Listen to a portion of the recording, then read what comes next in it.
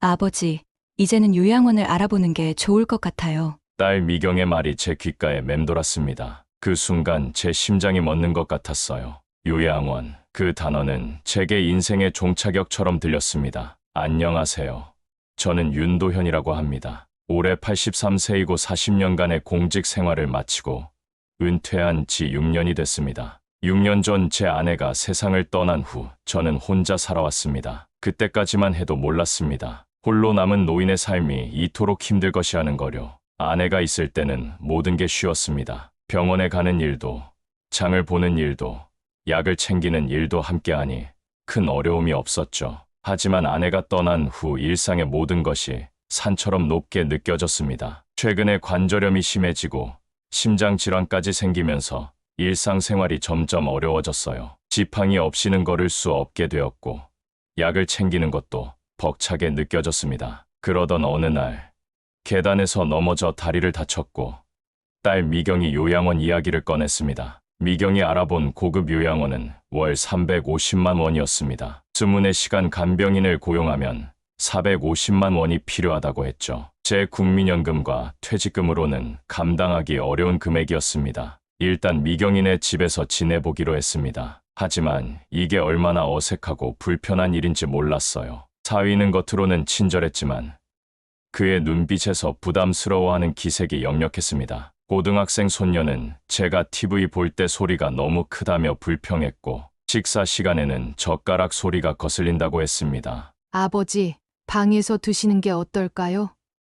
아이들이 공부에 집중하기 힘들어해요. 며칠 만에 저는 방 안에서만 생활하게 되었습니다. 화장실도 밤에는 가급적 가지 말아달라고 했습니다. 제 발소리가 시끄럽다나요. 한 달 만에 저는 제 집으로 돌아왔습니다. 부모의 집은 언제나 자녀의 집이 될 수 있지만 자녀의 집은 결코 부모의 집이 될 수 없다는 말을 그때 비로소 뼈저리게 실감했습니다. 집으로 돌아온 후에는 간병인을 고용했습니다. 첫 번째 간병인은 일주일 만에 그만두었습니다. 제가 너무 꼼꼼하고 절약하는 습관이 있다며 불평했죠. 두 번째 간병인은 한 달을 버텼지만 마찬가지였습니다. 할아버지, 왜 이렇게 아끼세요? 모아서 무덤에 가져가실 건가요? 결국 저는 월 150만 원짜리 저렴한 요양원에 들어갔습니다. 하지만 그곳은 감옥과 다름없었어요. 아침 6시 기상, 밤 9시 취침, 모든 일상이 시간표에 맞춰져 있었습니다. 자유란 찾아볼 수 없었죠. 일주일 만에 도망치듯 나왔습니다. 집으로 돌아와 홀로 지내며 매일 불안에 떨었습니다. 이대로는 안 되겠다는 생각이 들었습니다. 요양원도, 간병인도, 자녀와의 동거도 모두 실패했습니다. 그렇다면 다른 방법은 없을까요? 제 삶의 품위를 지키면서도 필요한 도움을 받을 수 있는 방법 말입니다. 그리고 우연한 기회에 전혀 예상치 못한 해결책을 찾게 되었습니다. 그 이야기를 지금부터 들려드리겠습니다. 동네에서 가장 작은 꽃집을 운영하는 준호와 지영 부부와의 만남은 순전히 우연이었습니다. 처음에는 그저 집 근처에 새로 생긴 꽃집이 반갑다는 생각뿐이었습니다. 윤도현 어르신은 아내가 살아있을 때 꽃을 좋아했기에 가끔 들러 작은 꽃 한 송이를 사곤 했습니다. 그날도 평소처럼 꽃을 구경하러 들렀을 때였습니다. 준호와 지영 부부가 조용히 대화하는 소리가 들렸습니다. 평소라면 그냥 지나쳤겠지만 그날은 대화 내용이 귀에 들어왔습니다. 이번 달에도 아들 우진의 등록금을 어떻게 마련할지, 가게 매출은 계속 줄고 딸 세진의 학원비까지 생각하면 걱정이라는 내용이었습니다. 야간 아르바이트라도 더 해야겠다는 지영의 말도 들렸습니다. 윤도현 어르신은 그 자리에 서서 한동안 생각에 잠겼습니다. 40대 중반으로 보이는 이 부부가 대학생, 아들과 고등학생 딸을 키우며 경제적 어려움을 겪고 있다는 것이 느껴졌습니다. 무엇보다 그들의 표정에서 자신의 젊은 시절 모습이 겹쳐 보였습니다. 며칠 후 다시 꽃집에 들른 윤도현 어르신은 용기를 내어 말을 건넸습니다. 꽃을 고르는 척하며 자연스럽게 대화를 이어나갔습니다. 지영은 친절했고 준호는 꽃에 대한 이야기를 열정적으로 들려주었습니다. 그렇게 몇 주간 꽃집을 드나들며 그들과 자연스러운 관계를 형성했습니다. 한 달쯤 지난 어느 날 윤도현 어르신은 결심한 듯 조심스럽게 제안을 꺼냈습니다. 매일 아침 저녁으로 2시간씩 집에 와서 간단한 집안일과 식사 준비를 도와주면 월 60만 원을 드리겠다는 제안이었습니다. 준호와 지영은 놀란 눈으로 서로를 바라보았습니다. 처음에는 당황스러워했지만 윤도현 어르신은 진심을 담아 설명했습니다. 요양원은 자유가 없어서 견디기 어렵고 간병인은 비용이 너무 부담되며 자녀들과 사는 것은 서로 불편하다고 말씀하셨습니다. 그저 하루에 2번 누군가 집에 들러 안부를 살피고 간단한 도움만 준다면 충분하다고 말씀하셨습니다. 어르신도 그들에게 조금이나마 도움이 되고 싶다는 마음이었습니다. 처음에는 의아해하던 부부가 이내 윤도현 어르신의 진정성을 느끼고 고민하기 시작했습니다. 그들에게 월 60만 원은 적지 않은 금액이었습니다. 특히 꽃집 운영이 어려운 상황에서 안정적인 부수입이 될 수 있었습니다. 일주일 후 준호와 지영은 윤도현 어르신의 제안을 받아들였습니다. 지영이 아침에 들러 청소와 아침 식사를 준비하고 저녁에는 준호가 퇴근길에 들러 저녁 식사와 약 복용을 도와주기로 했습니다. 서로의 필요를 채우는 관계가 시작된 것입니다. 첫날, 지영은 조심스럽게 윤도현 어르신의 집 문을 두드렸습니다. 깨끗하지만 오래된 집안을 정리하고 간단한 아침 식사를 준비했습니다. 윤도현 어르신은 오랜만에 누군가가 차려준 식사를 하며 감격스러워하셨습니다. 저녁에 온 준호는 무거운 빨래를 도와주고 형광등을 갈아주었습니다. 그들은 처음에는 어색했지만 점차 편안함을 느끼기 시작했습니다. 무엇보다 윤도현 어르신은 자신의 생활 방식을 존중해주는 그들의 태도에 안도감을 느끼셨습니다. 너무 소박한 식사라서 죄송하다는 윤도현 어르신의 말에 지영은 요즘 같은 시대의 검소함이야말로 최고의 미덕이라며 오히려 배울 점이라고 답했습니다. 간병인들이 항상 지적했던 윤도현 어르신의 절약 습관을 준호와 지영은 오히려 존중해 주었습니다. 이것이 바로 어르신이 찾던 관계였습니다. 돈으로 사는 서비스가 아니라 서로의 필요를 이해하고 존중하는 관계. 이렇게 윤도현 어르신은 우연한 만남을 통해 새로운 가능성을 발견하게 되었습니다. 준호 가족과의 관계는 예상치 못한 방향으로 발전해 나갔습니다. 처음에는 단순한 서비스 교환이었으나 시간이 흐르면서 점차 서로의 삶에 깊이 관여하게 되었습니다. 2달이 지났을 무렵 준호와 지영 부부의 방문은 윤도현 어르신에게 하루 중 가장 기다려지는 시간이 되었습니다. 지영은 매일 아침 8시에 방문하여 집안 청소와 아침 식사를 준비했습니다. 처음에는 30분 정도만 머물렀지만 점차 시간이 늘어났습니다. 어르신의 이야기에 귀 기울이며 함께 아침 식사를 하는 것이 습관이 되었습니다. 지영은 윤도현 어르신의 건강을 생각해 저염식 식단을 연구하기 시작했고 어르신의 입맛에 맞는 반찬을 개발했습니다. 저녁에는 준호가 퇴근길에 들러 약 복용을 돕고 간단한 집수리를 해주었습니다. 처음에는 형식적인 대화로 시작했지만 점차 윤도현 어르신의 공직 시절 이야기와 준호의 꽃집 운영 고민을 나누는 깊은 대화로 발전했습니다. 어르신은 젊은 시절 경험했던 경제적 어려움과 그것을 극복한 지혜를 전해주었고 준호는 그 조언에 진심으로 감사했습니다. 가장 특별한 변화는 준호 부부의 자녀들과의 관계였습니다. 고등학생 딸 세진이가 처음 방문했을 때는 어색해했지만 윤도현 어르신이 역사와 철학 이야기를 들려주자 흥미를 느끼기 시작했습니다. 세진은 학교 역사 시간에 배우는 내용을 어르신께 질문했고 어르신은 책으로만 배우지 못하는 생생한 경험담을 들려주었습니다. 세진아, 이 스마트폰 어떻게 사진을 저장하는지 알려줄 수 있니?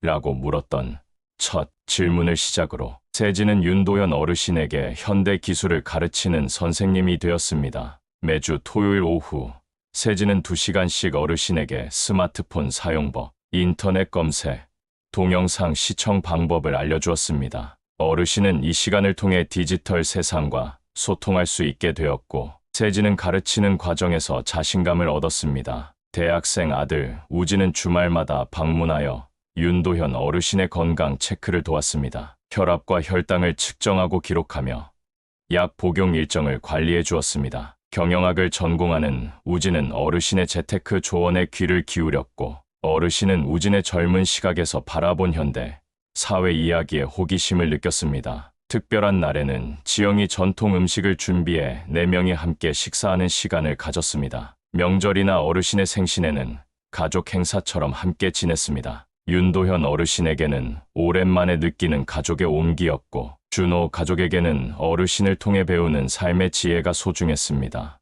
어느 날 세진이 학교 숙제로 존경하는 인물에 대한 에세이를 써야 했을 때 윤도현 어르신을 주제로 선택했습니다. 어르신의 공직 생활, 검소한 삶의 방식, 노년에도 새로운 것을 배우려는 자세를 담은 에세이는 학교에서 상을 받았습니다. 세진은 자랑스럽게 상장을 어르신께 보여드렸고, 윤도현 어르신은 눈시울을 붉히며 감동했습니다. 성수기가 되어 꽃집이 바빠질 때면 윤도현 어르신도 가게에 들러 작은 도움을 주었습니다. 꽃 포장을 돕거나 손님들과 이야기를 나누며 시간을 보냈습니다. 어르신의 친절함과 지혜로운 말씀에 단골 손님들은 호감을 느꼈고, 이는 꽃집의 단골, 고객 확보에도 도움이 되었습니다. 6개월이 지났을 무렵, 윤도현 어르신은 더 이상 준호 가족과의 관계를 단순한 서비스 계약으로 생각하지 않게 되었습니다. 그들은 이제 어르신의 제2의 가족이었습니다. 매일 아침 지영이 건네는 어르신,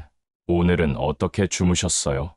라는 인사가 하루를 시작하는 활력이 되었고, 저녁에 준호가 들려주는 꽃집 이야기는 잠들기 전 즐거운 시간이 되었습니다. 무엇보다 윤도현 어르신이 느낀 가장 큰 변화는 더 이상 외롭지 않다는 것이었습니다. 밤에 갑자기 아플까봐 두려워하지 않아도 되었고, 누군가 자신을 기다리고 있다는 생각에 하루하루를 더 소중히 여기게 되었습니다. 돈으로 살 수 없는 진정한 관계의 가치를 알게 된 것입니다. 정확히 1년이 지난 어느 날, 윤도현 어르신은 준호 부부에게 특별한 제안을 하기로 마음먹었습니다. 매달 60만 원을 지불하며 도움을 받는 관계는 안정적으로 유지되고 있었지만, 어르신의 머릿속에는 더 지속 가능한 방법에 대한 구상이 있었습니다. 꽃집을 방문한 윤도현 어르신은 준호와 지영에게 은행에 묵혀둔 3천만 원을 꺼내어 그들의 꽃집 리모델링과 온라인 사업 확장에 투자하고 싶다는 뜻을 전했습니다. 준호 부부는 놀라움을 감추지 못했습니다. 그들은 최근 옆 상가를 임대해 꽃집을 확장하고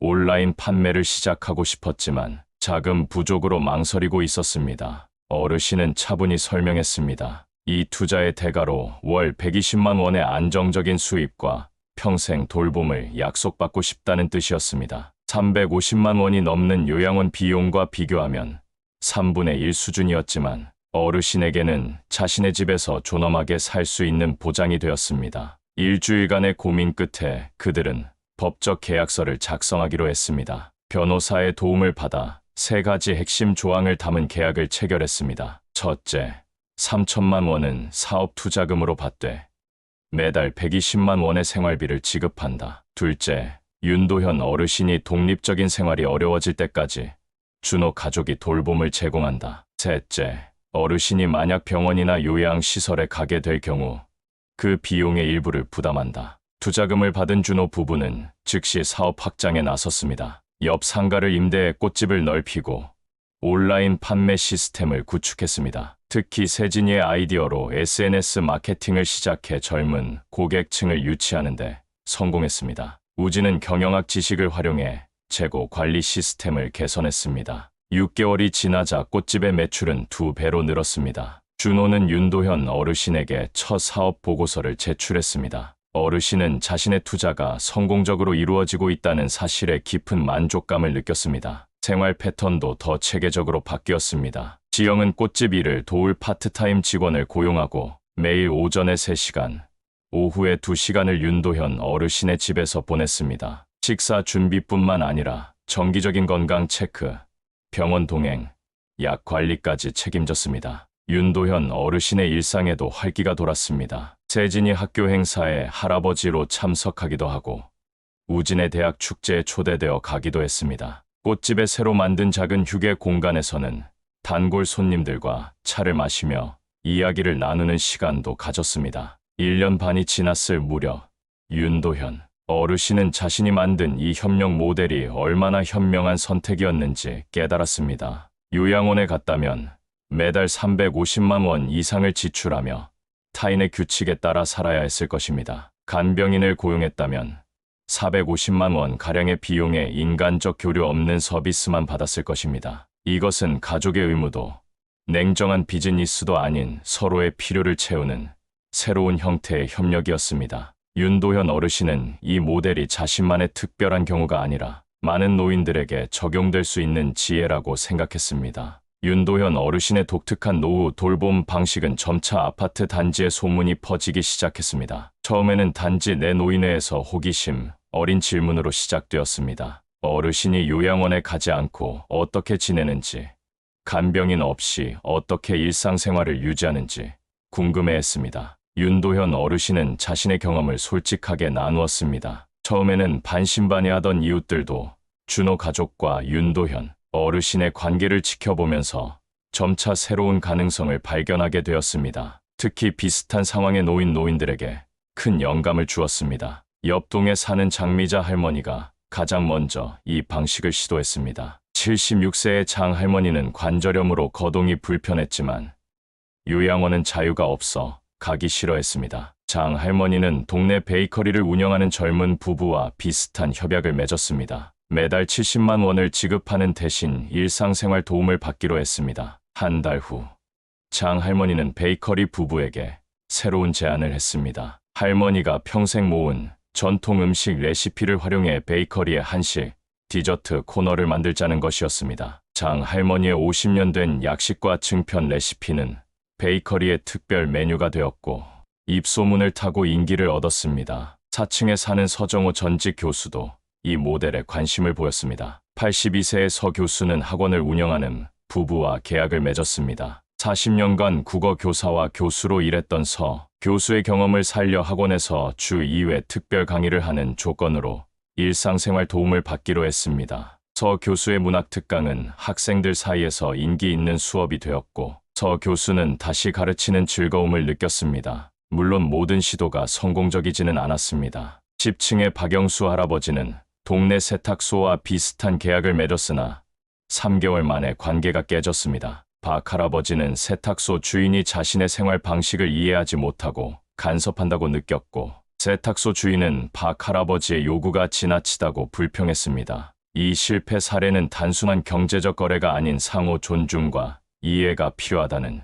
중요한 교훈을 남겼습니다. 윤도현 어르신은 이웃들에게 이러한 관계가 성공하기 위한 3가지 핵심 요소를 조언했습니다. 첫째, 서로에 대한 진정한 존중과 이해가 바탕이 되어야 한다. 둘째, 명확한 경계와 약속을 정하고 지켜야 한다. 셋째, 단순한 돈의 문제가 아닌 서로의 필요를 채우는 관계여야 한다. 이러한 움직임은 점차 지역사회에 관심을 받기 시작했습니다. 지역신문에 노인 돌봄의 새로운 대안이라는 제목으로 윤도현 어르신과 이웃들의 사례가 소개되었고 지역사회복지사가 직접 방문하여 자세한 이야기를 들었습니다. 사회복지사 김민정은 이 모델에 깊은 관심을 보였습니다. 이것은 단순한 개인적 해결책을 넘어서는 공동체 돌봄의 새로운 형태입니다. 제도적으로 발전시킬 가능성이 있다고 생각합니다. 라고 말했습니다. 김 복지사는 이 모델을 공식적인 프로그램으로 발전시키기 위해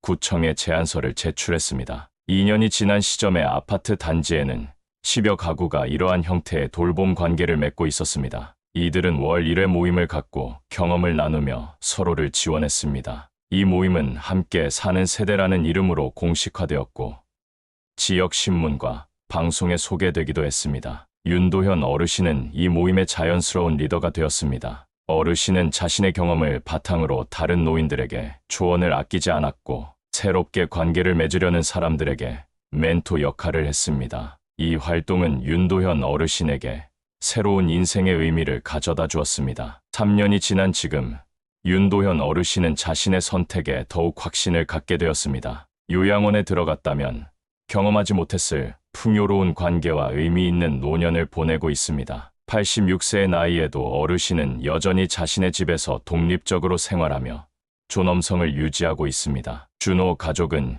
이제 명실상부 윤도현 어르신의 제2의 가족이 되었습니다. 꽃집은 동네에서 가장 잘 되는 가게 중 하나가 되었고 온라인 판매까지 성공적으로 운영하고 있습니다. 준호는 이 모든 성공이 윤도현 어르신의 투자와 조언 덕분이라고 항상 감사해야 합니다. 지영은 이제 꽃집 일과 윤도현 어르신 돌봄을 균형 있게 관리하는 방법을 터득했습니다. 꽃집에 2명의 직원을 고용하여 매장 운영을 돕게 하고 자신은 어르신의 건강 관리에 더 많은 시간을 할애합니다. 매일 아침 체조를 함께하고 영양가 있는 식사를 준비하며 정기적인 병원 검진을 챙겨줍니다. 세진은 이제 대학생이 되었지만 여전히 윤도현 어르신과 특별한 유대를 유지하고 있습니다. 주말마다 방문하여 최신 디지털 기기 사용법을 알려주고 대학 생활 이야기를 들려줍니다. 어르신의 조언은 세진에게 중요한 지침이 되고 세진의 젊은 에너지는 어르신에게 활력을 줍니다. 우진은 대학을 졸업하고 취업했지만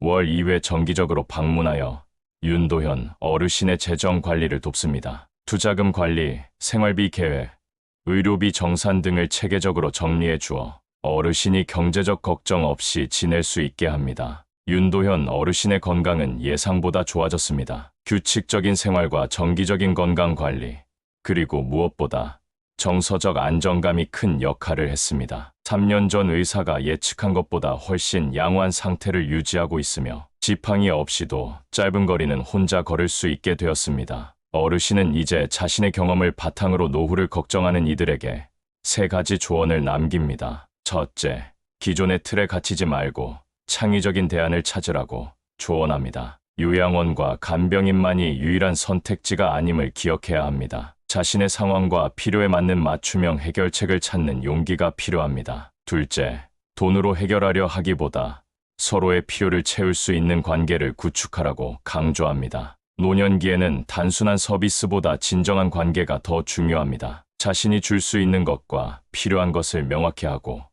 그것을 나눌 수 있는 사람을 찾는 것이 중요합니다. 셋째, 나이 들어감을 두려워하지 말고 새로운 삶의 장을 여는 기회로 삼으라고 조언합니다. 노년기는 끝이 아니라 새로운 시작이 될 수 있습니다. 새로운 관계, 새로운 배움, 새로운 기여의 기회가 여전히 존재합니다. 윤도현 어르신은 매일 아침 세진이가 전화로 건네는 할아버지, 오늘 기분 어때요? 라는 질문과 함께 하루를 시작합니다. 지영이 준비한 아침 식사를 하며 창밖의 풍경을 바라봅니다. 이 단순한 일상이 그 어떤 고급 요양원보다 값진 행복임을 깨닫습니다. 노후의 행복은 결국 관계에 있다는 것이 윤도현 어르신의 결론입니다. 돈을 얼마나 쓰느냐가 아니라 얼마나 의미 있는 관계를 맺고 유지하느냐가 중요합니다. 어르신은 준호 가족과의 관계를 통해 단순한 돌봄을 넘어선 진정한 가족의 의미를 다시 발견했습니다. 지금도 많은 노인들이 노후에 대한 불안과 두려움으로 고민하고 있습니다. 윤도현 어르신의 이야기가 그들에게 새로운 가능성과 희망을 보여주는 작은 빛이 되기를 바랍니다. 결국 우리 모두는 서로에게 의지하며 살아가는 존재임을 기억한다면 노년의 삶도 더 풍요롭고 의미 있게 만들어갈 수 있을 것입니다.